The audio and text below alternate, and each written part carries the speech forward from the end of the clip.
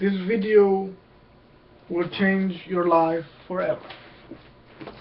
That is the title of this video, as I intend to share some information with you that may or may not change the way that you think or the way that you perceive things. But my intention is solely for the sole purpose of education and to enrich your understanding of self-realization or self-awareness. I'm going to be speaking today on general terms of psychology and spirituality. The intention of my video is to enlighten you, whether it may or may not, to help you understand that you and only you alone can make the decision to feel good or to feel bad. Please, if you are interested in watching this, continue to do so. If you are a narrow-minded or very biased individual, please exit immediately. I will give you 5 seconds before I begin.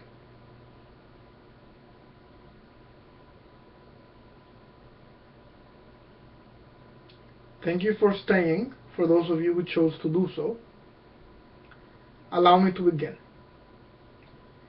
The only thing that you will need to be able to watch this video is, of course, your eyes, your ears, and an open mind. Do you have those 3 things? Great. Now let's begin. We live a life based on the senses that Mother Nature has given us. The sense of touch, the sense of feel, the sense of hear, the sense of sight, the sense of smell, and the sense of taste. Mother Nature has provided us with these senses, which are crucial to our survival. These senses are what we use to be able to not only survive, but enrich our physical experience. From these senses, we choose how our day will go, how we feel, and the decisions that we make to impact ourselves and other people. I'm going to use an example. What makes you sad? What makes you happy? What makes you extremely joyous, and what makes you depressed? All depends on those senses. The ability to perceive information and to process information and to execute that information. I am here to tell you that the senses, even though that are crucial to our survival, we are not using them properly. That's a telephone call. So, I do apologize and beg your pardon for this. I'm going to silence my telephone now. What timing? I'm not going to edit this video. So, we live a life that's outside of us, instead of living a life that's really focused on inside. And by that I mean that we let our senses decide how our life is dictated or how our life manifests. I see many people get lost in the senses, when it is truly up to us to decide how we feel. When we see something we don't like, we become upset. When we hear something we don't like, we become upset. We become defensive, and we become aggressive. So what if I told you that you may need to detach from your senses just a little bit to be able to live the life that you want to live.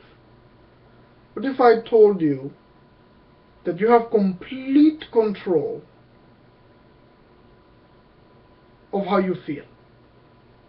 Because immediately when our senses pick up things that we don't like, internally we start to execute emotions of distress, of sadness, and all the other negative effects of that spectrum. But just sit down and absorb this information. Makes sense, right? The educational system has exploited those senses. We want to excel in everything that we do. Let me tell you a story. When I was a child, my teachers saw me as someone that needed special education. I was tested and I was found to be normal. But just because on that special ed test I acted like a regular boy of my age, which was 6 to 7 years old when I was tested for special education. I would look at a paper at school and I would focus on one dot on that piece of paper.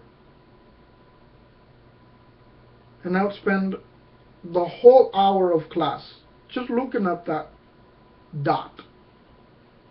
And I would get lost looking at that dot. So many things I saw inside of that dot. That's all I needed, a dot on that piece of paper to take my full attention. And I would score a big 0 on all my tests. I was a straight 0 student.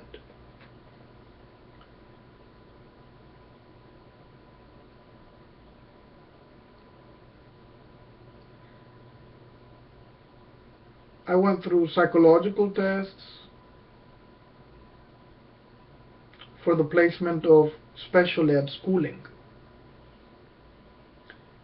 Special ed meaning people who perform below average or perform poorly in school.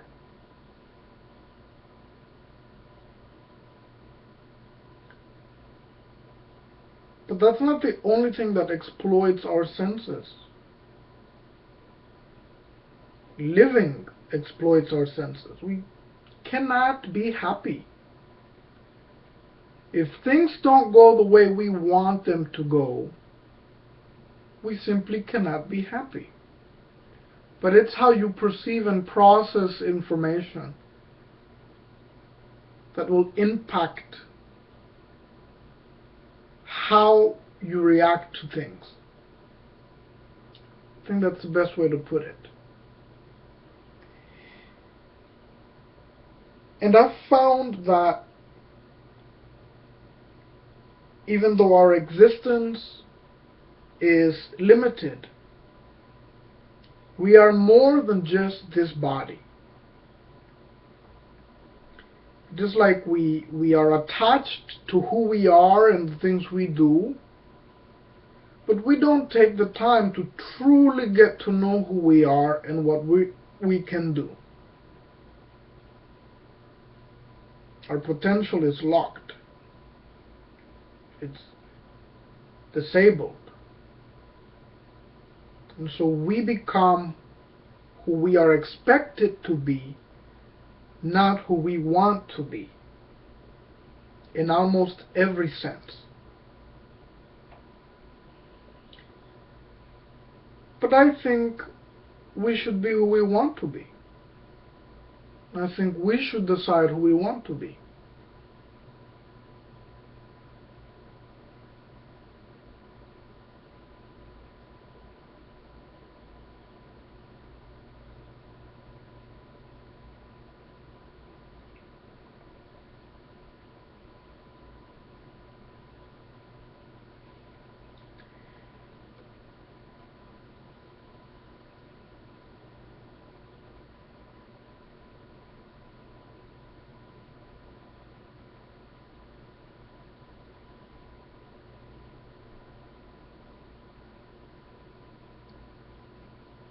Isn't it so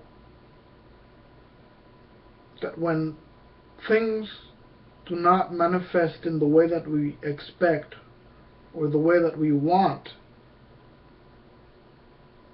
most of our reactions are negative? Isn't it so? When things happen the way we want them to be, everything is good. Everything is fine. Until something that we don't want or don't expect happen.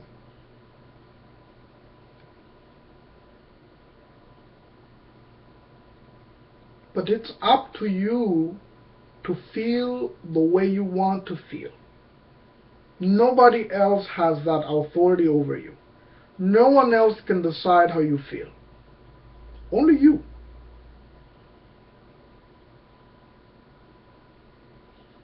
Millions and millions and millions of dollars are spent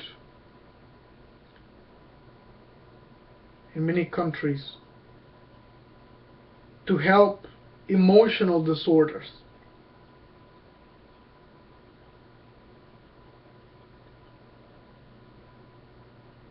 Disorders that most of the time we've made ourselves.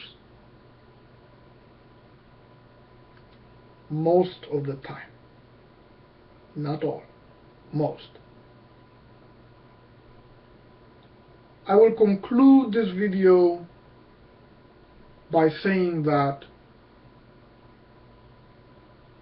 what I've already stated priorly, that is that you decide how you feel. No one else does. Only you.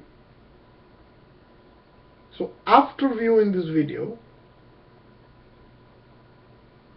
put it into practice.